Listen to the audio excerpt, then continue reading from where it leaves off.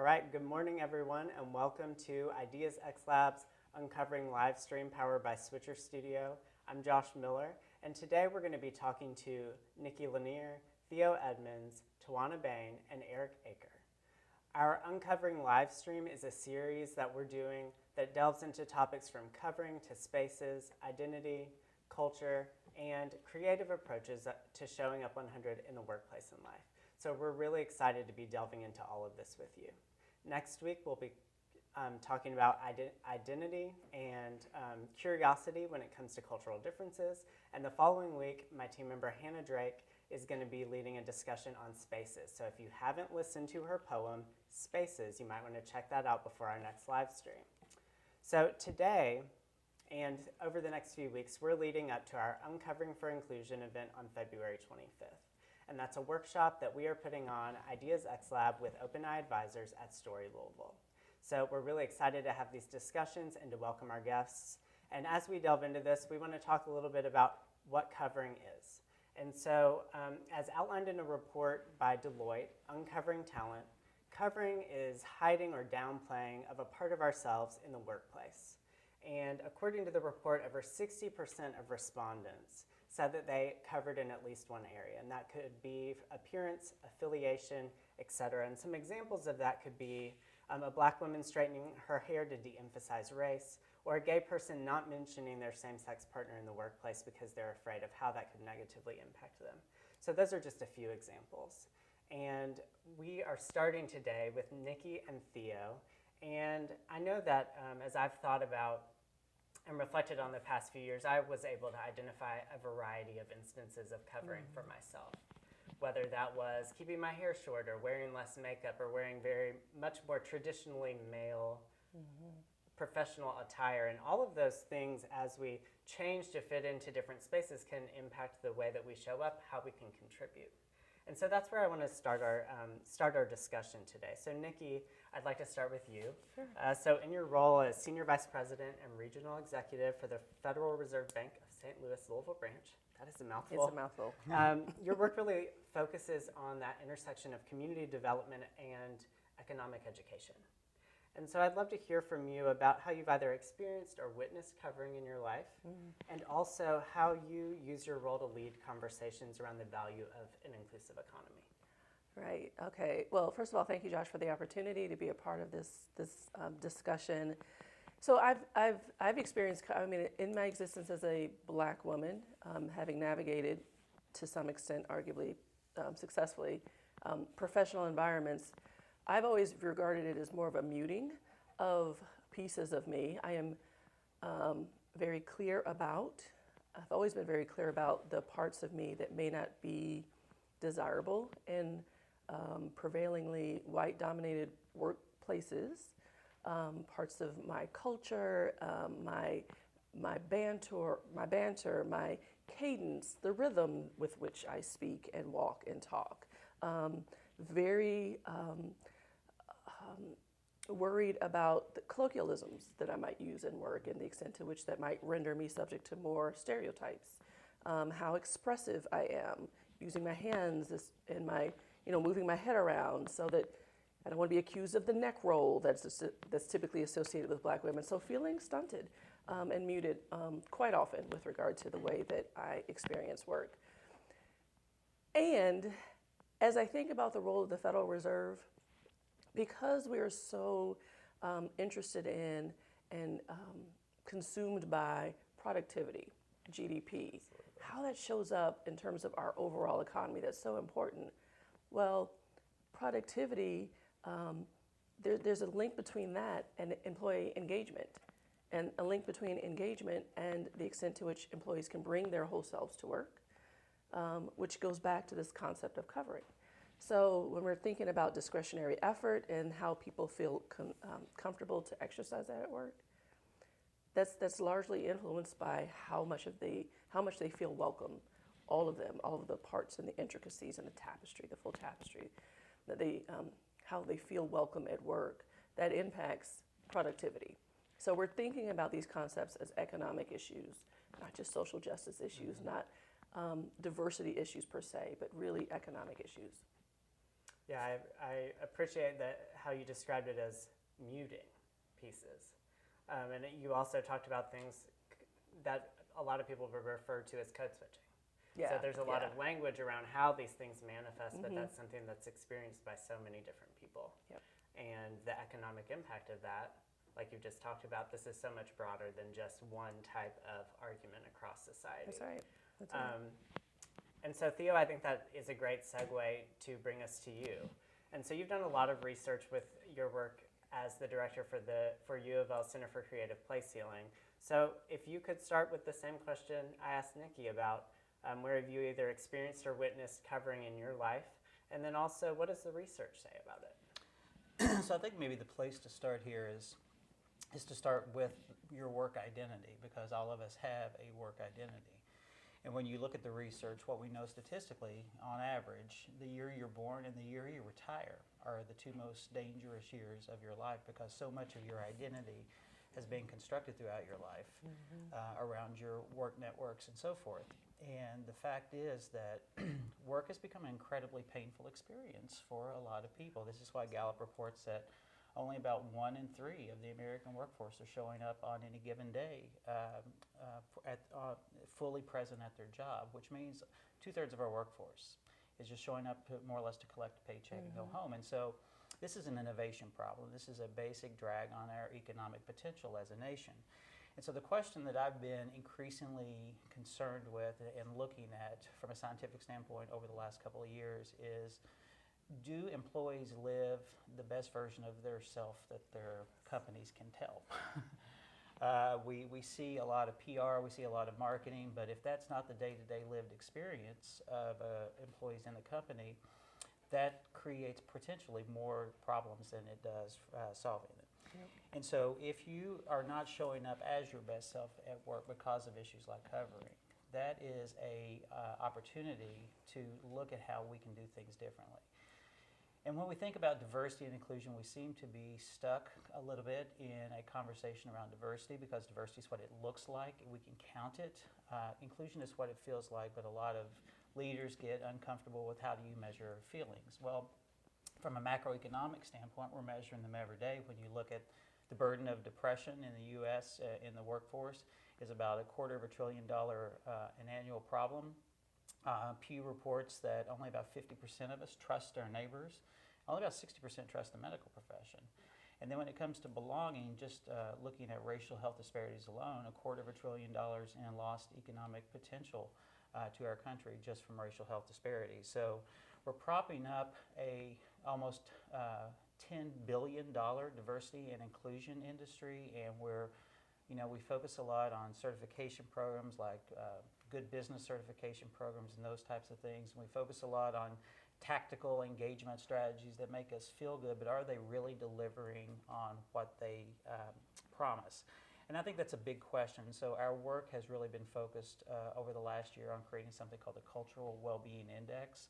And we finished a validation study with a multinational corporation out of Omaha over the past 8 months within the National Science Foundation. And what that has shown is that these 3 things, hope, trust, and belonging, can actually very easily be quantified. And the science tells us that they are predictive of things like employee satisfaction, retention, engagement, and health. And then ultimately, it's those things that collectively determine the ability of a corporation to operate in the marketplace, to innovate and perform.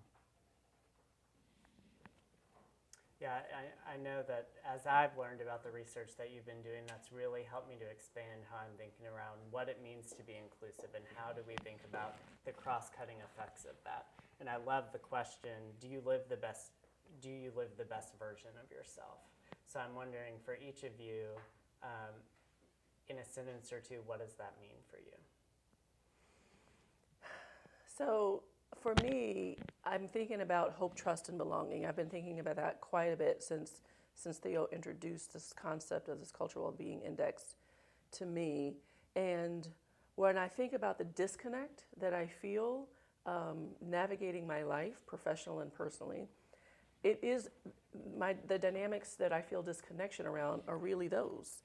The sense of hope, trust, and belonging, both in the country that I know to be home, both of course, in the workplace oftentimes, and workplaces oftentimes. It shows up in the grocery store. It shows up at Target. It shows up at, the DMV line. So there's just so many opportunities for this sense of hope, trust, and belonging for me to feel offense, quite frankly. And that seems to have, for a number of reasons, been exacerbated, I think, over the last several years. But at my core, and I think at the core of all of us, that's what we yearn for. It's what we need to be fed and to feel whole, and to feel as though we can be in a position of being and doing our best every single day. And so the absence of that kind of confirmation and affirmation in an ongoing way affects all of us. Where we feel like there's a disconnection between those principles, it affects the way that we show up with our partners, show up as a parent, show up as a leader, show up as a community person. So those things are just so incredibly important. Theo, what about you? Well, it's an interesting place to be at the University of Louisville, leading the Center for Creative Place Healing, because it's a combination of science and business and diverse cultural aspects of who we all are. And all of us have, in reality, multi-dimensional identities in today's world. We may be an employee of the organization, and that has its own identity attached to it. We may be part of the LGBT community. We may be originally from a rural environment. It goes on and on. So we go in and out of these different identities fairly seamlessly on any given day. But when I think about it, what I'm really thinking more about is the lost potential from not harnessing and unleashing the brilliance that kind of navigation in the world could bring to business. The good news there is science has a lot to offer us, and science is often not well translated or communicated for direct action by the business community on these topics. And so one of the things that I've been working on is really how do we communicate and translate what the science can tell us so businesses can take direct action and allow employees to live their best self. And I think that ties in, allowing employees to live their best selves ties into something that I wanted to talk to you about, Nikki. In a recent LinkedIn post, you wrote that you would love for diversity and inclusion professionals to include art, theater, and film as a means of unpacking the lived experience of others. So could you delve into a little bit more about how you see that being a benefit? So I think I posted that after I'd watched this movie called Tyrell on Netflix, and then I'd also watched American Son. And it just struck me that so much of the experience of groups of folks who have been historically downtrodden, dehumanized, the humanization and the restoration of groups of folks that fall into those categories requires formidable allies to be a part of the solution making. But oftentimes bringing those allies to the table to talk about this kind of redemptive new existence that might be, that's going to be so important for the communities that have experienced marginalization, bringing those allies to the table requires an emotional investment from those allies. It requires an understanding of a world that might be very foreign to them. And so sometimes what I find is a little lackluster, not because the science isn't there, not because the efficacy isn't in place, but traditional diversity training programs, the guise or the auspices of this idea of diversity training, it means that when you're sitting in the seat of the trainee, you're being fixed, repaired, right? And so it's hard, I would imagine, for folks to sit in that seat when they feel as though there's nothing wrong with them. So contrast that with art. When we sit in the seat of patron and customer, consumer, we're sitting ready to absorb, ready to learn, ready to be entertained, if you will, and to be challenged, ready to be pushed. And there's just so much potency and richness in the way that art can demonstrate and help illuminate the lived experience of others. It's palatable for so many people. And it presents itself as kind of a neutral venue, a neutral experience for us to kind of soak up a new understanding of how other folks experience their life and what role we can play in helping to reshape that, helping to reset some of the realities that other people face. Obviously, that ties in so much to the work we do at Ideas xLabs. So Yes. that makes absolute sense to me. And we are continuing to look at how we can amplify the role of arts and culture in driving that type of change. So I think before we take a break from each of you, I'd love to hear, based on your experience and what you're working on, what is an action step that people could start to think about or start to take, whether it's research to look into, whether it's a specific conversation to plug into, that they can really start to move the needle in their organization or within how they are working as a part of a team to drive change. And Theo, we can start with you. The first thing that pops to mind is a wonderful book by a person at the London Business School, Dan Cable. It's called Alive at Work. It's what neuroscience tells us about what really drives us in our day-to-day. And what Dan talks about is that there are things like creativity and curiosity that we often kind of put to the side as if they're really soft things. But when we think about motivation in the workplace, what Dan has found through his studies and his research is that it's really not a motivation problem. It's a biological one that as humans, we are built to have seeking systems that are activated. And we tend to think of, like, if you think about most organizations, creativity and curiosity is not necessarily something that a lot of human resources folks get excited about because by their very nature, corporations have got to manage large groups of people. And so how do we begin thinking about how to leverage the arts and what they can teach us about creativity and curiosity and activating those neurological seeking systems? Because we know from the science that when those are activated, that there is a bump in productivity, there's a bump in performance, and there's a bump in employee well-being. So these are not incompatible things. I just think that sometimes we need to create kind of a third space almost in companies that allow people to experience what that is without some of the typical risk and rewards that are in place for traditional career progression.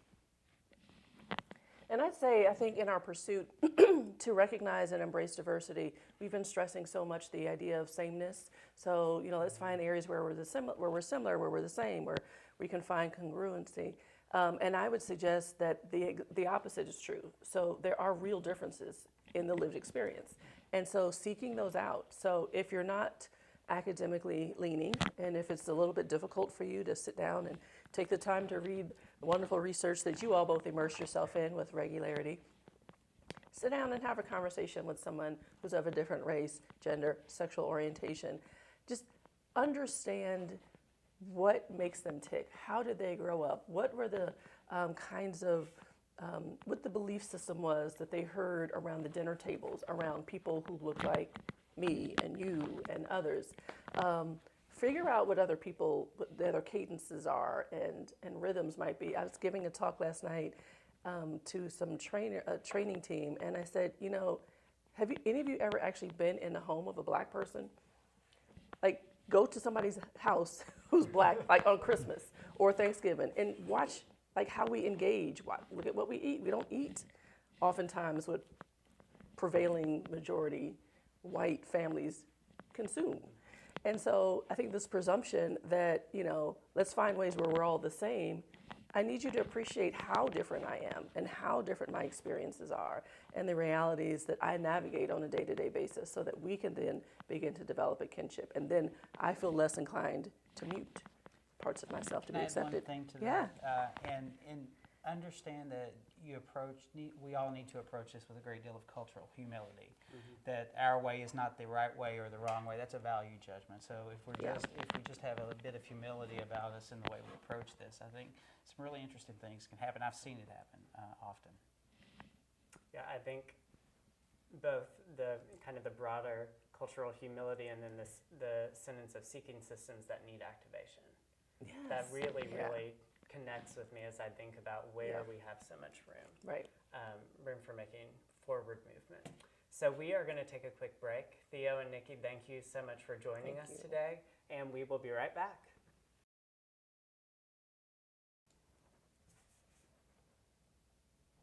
All right, and we are back with Ideas xLab's Uncovering Livestream powered by Switcher Studio. And now I'm thrilled to be joined by Tawana Bain and Erik Eaker. So thank you all for joining us today. We were just talking to Theo and Nikki around different topics like seeking systems that need activation, cultural humility, and uncovering and covering in the workplace. And so I'm really excited to hear from you all because you're bringing such different perspectives from working across the nation. And so, Tawana, I really want to start with you. So you founded Derby Diversity and Business Summit in 2018 here in Louisville, and I've been really honored and been able to learn so much from being involved in that. And so I would love for you to just describe the impetus for founding it and this year's tagline, Intersecting to Unleash Economic Opportunity. Sure. Josh, thank you for having me with you all today. You know, there's a couple impetuses, but I will start with the one that was the kind of like a burning passion for me. So spent a lot of time traveling the country, going to major conferences, and I could never really quite understand why many of them never came to Kentucky. And the more that I began to use or ask the questions, what if, we were to do something like this in Kentucky, the question oftentimes that would come back to me is, they believe in diversity in Kentucky. And so it dawned on me that there was a misconception about our state in a lot of places. A lot of people don't know how diverse we are and how we have major cities that have really wrapped their arms around this whole topic of inclusion. And what stemmed from there is I also noticed when traveling and going to these conferences, oftentimes, and I think it's important to share that that there is nothing wrong with having an organization that dedicates itself to helping lift up or empower a group of people. But there's also nothing wrong with having an organization that brings all those different groups of people together to celebrate those differences as well. And where we are in our economy is we really do need to understand how to, in politics they often say reach across the aisle, but we need to be doing the same thing with other demographics. And so that was kind of some of the rationale for wanting to, or having the desire to bring this together. Our new tagline, Intersecting to Unleash Economic Opportunity, is really simply because, first of all, when you bring a group of diverse people together, every report, all the data out there shows how much innovation and creativity comes from it, right? So when I think about Intersecting to Unleash Opportunity, we hold this conference during one of the most amazing times to be in our state, the week of the Kentucky Derby. Music, fashion, fun, all the things that help bridge cultures together, right? And so being able to add that business component to that really allows everyone to let their hair down and truly get to know one another in an authentic way. And what I've also found is that this is the week where we have access. And so often, back in the day, it was the typical straight white guys that were out on the golf course brokering deals and getting to know each other. And for a very long time, that was also happening in horse racing. And DDBS and all of its partners have decided that they want to enjoy and that access too. No one told us that we couldn't. I just don't think that we felt welcome. And so we are taking the strides to make sure everybody knows that we are. Sometimes you have to pave the path. That's right. Together so That's that right. you can all move down it. Absolutely. So I'm so excited to see what DDBS does in 2020. I am too. think this It's is gonna really be going to be big a year. tremendous year. I agree. So moving over, Erik, to you, you've spent your career in the corporate sector. That's right. Right, and in your current role, Director of Experience Strategy and Transformation at Humana, you're also the co-chair for Humana's Pride Employee Resource Group. That's So right. you've really had your fingers on the pulse of kind of thinking about what does this look like for a large corporation that serves so many different types of people. And I'd love for you to talk a little bit about how you've seen covering show up in your life as someone in the corporate sector and how that's shifted over time. Yeah, I'd say when I first got into the corporate sector over 20 years ago, I wasn't out at work, and so I had the behaviors that I had learned over time around trying to be as conservative as possible, trying to fit in, not talking about things that were really personal to me, not talking about relationships that I had.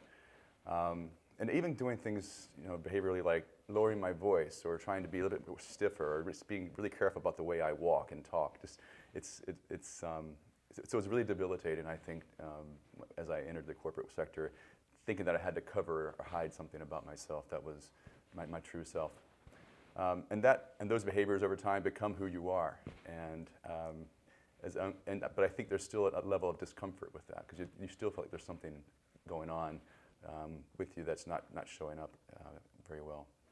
But when I joined Humana almost 19 years ago, I was luckily out to the person who brought me into the company, and he put me on the stage immediately as being a gay male. And I was introduced to the diversity committee and then started serving in an inclusion diversity capacity for the company representing LGBT. And that really helped me start to shed some of those behaviors and coverings that I had developed over time.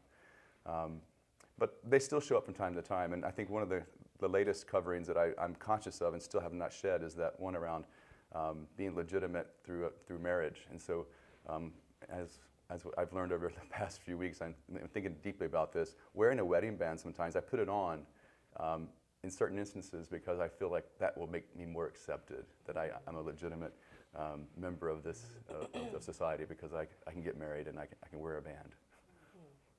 I think that, and thank you for sharing that, and that evolution, I think, of how we progress through different stages, I think so many of us have gone through. Yeah.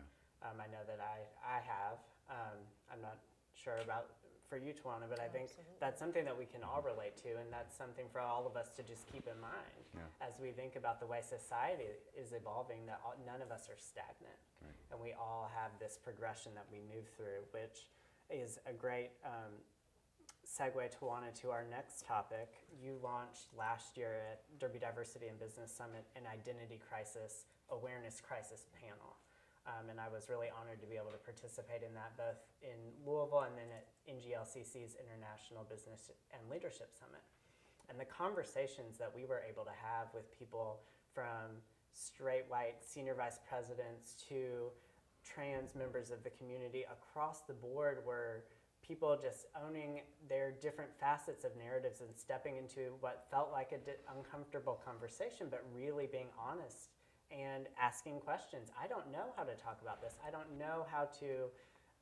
want to offend someone by asking the wrong thing. How do I plug into that? And so I thought this panel was a great example of that. Could you delve into, as the host of the panel, the genesis of that and what it unleashed in terms of uncovering, and awareness?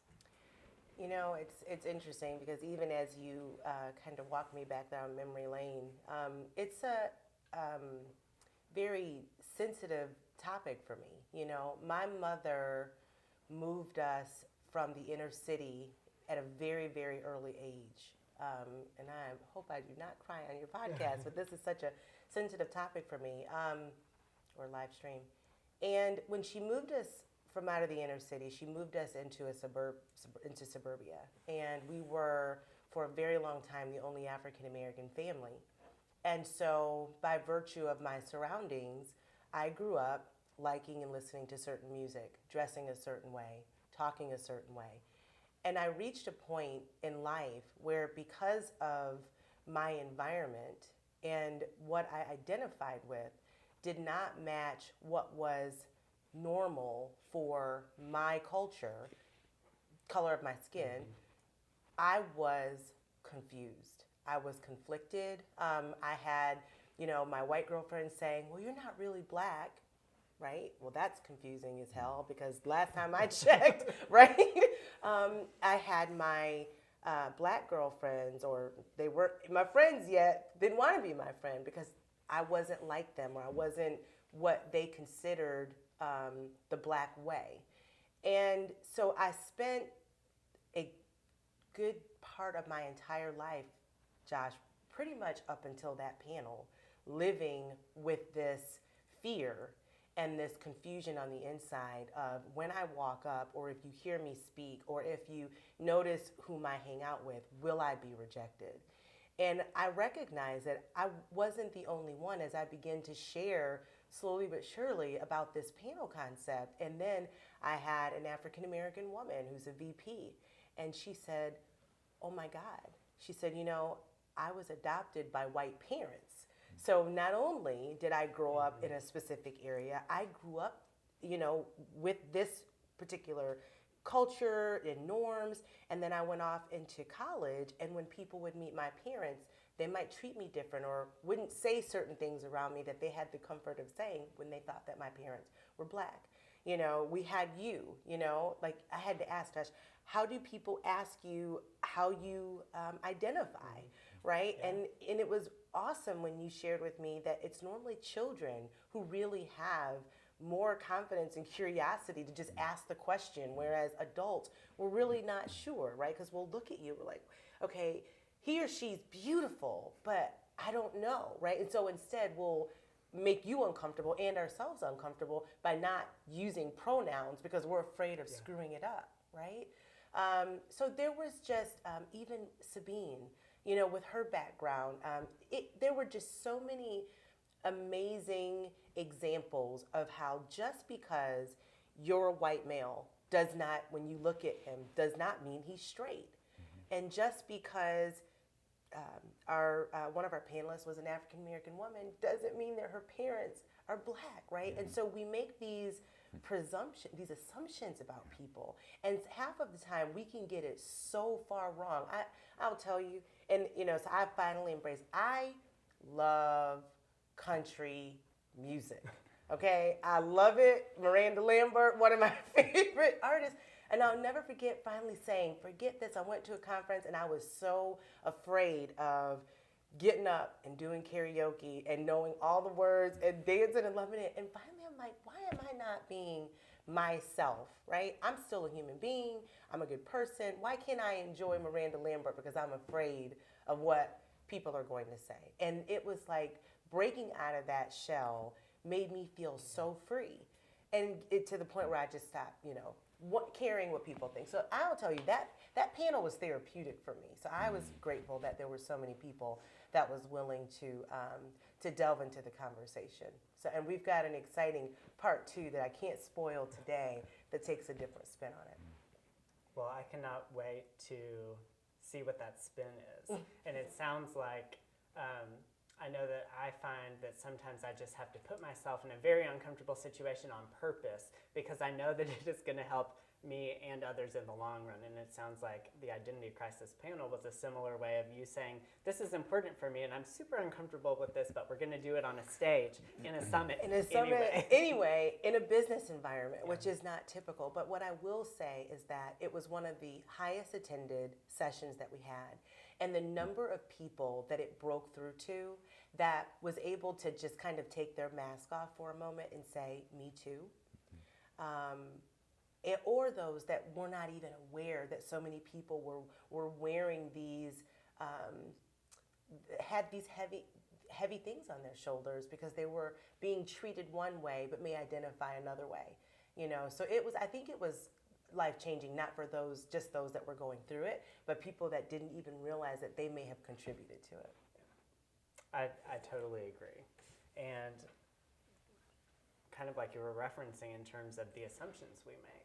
One of the things that we have been working on at Ideas xLab is how can we use arts and culture experiences to help bridge us. We were talking about that over coffee yesterday. And Erik, you not only are with Humana, but you're also the chair of Ideas xLab's board. And so in our board retreat in January, we as a group worked through my activity Showing Up 100, which combines portraiture and collage and delves into our personal values, builds on the Uncovering Talent report in terms of identifying covering and opportunities where we either are or want to uncover in our life, and then thinking about what Showing Up 100 means for us. And I'd love for you to just talk about, as a participant in that activity as a group, what some of the value and the impact of that was as you think about uncovering and inclusion and the role of arts and culture and unleashing that. Yeah, thanks, Josh. Well, it was such a fantastic exercise because it's the situation where the arts, through storytelling and visual images, allows you to tap into something that you just don't typically think about. And you have the opportunity to not only think about your story and how you've been covering and how you can uncover and what it is you want to be focused on and represent You can also hear the stories and the thought processes and the anecdotes of your colleagues or your peers or your friends, whoever else is involved in that group activity. I think it was a very useful activity because I could tell my story and then make declarations around the things that I wanted to be known for, and describe some of those things that I wanted to uncover. But also could hear from my friends and peers that what it was that they were struggling with in their life and how they might be covering for that. And I think at the end of the day, it just builds a lot more trust between those you're involved with in that activity, because you can say, I see you and I celebrate you and I want you to be you. And I think that's just, if you have that history and understanding, I think when you show up later on in your workaday life, you can remind them that, yeah, I'm there for you, I can support you. And one other thing about the activity was, it's not just my gay coverings. I learned from a colleague who was dealing with her age as a covering, and the things that she does to cover up, her being maybe in her 50s but then there was another colleague who was in her 20s and how she covers for being too young sometimes at work. Amazing insights there. And I thought, well, those both apply to me too. I've seen, now that as I get older, I can see how I'm trying to start covering for my age. And so and then there are other groups like veterans, and I started thinking about, there are other network resource groups like Humana, where I think the disabled groups, the intergenerational, the veterans, the Hispanic, they all will have ways of covering. And it lets you explore issues of prejudice and discrimination in a more useful way, a more personal way, I think. So I love the activity. I hope more companies have a chance to explore that with their groups.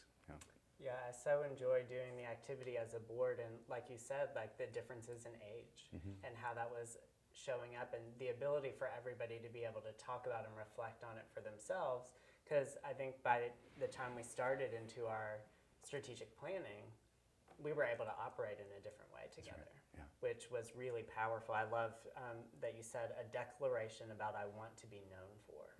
And they have done different studies that actually show that when you're onboarding employees and you're welcoming them into the workplace, if you're incorporating what is showing up best for you, what are those values, what's the impact you want to have, that impacts how they're able to thrive within the community and the company, which is really exciting. So I too look forward to seeing how it continues to evolve. I first developed that activity through our emotional well-being, which is focused on 12 to 20-year-olds, working with Musique and Louisville Youth Group. And so this is an adapted version. And so looking across all of these age groups and how can these different activities bring us together so that we're, like Theo was talking about earlier, having that cultural humility and practicing that seeking that we want to, of what we want to learn and what we want to do in the world. So I guess as my last question for both of you, if you had a recommendation on an action someone could take kind of within this broader landscape that we've talked about, just as a starting place, what would that be? And Erik, we'll start with you.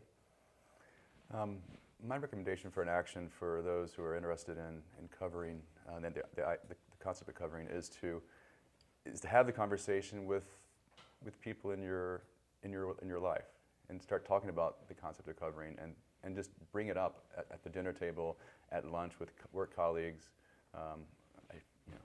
with your family even. I think it just helps you get to know people in a different light and find ways you can support them. Awesome, thank you. And what about you, Tawana?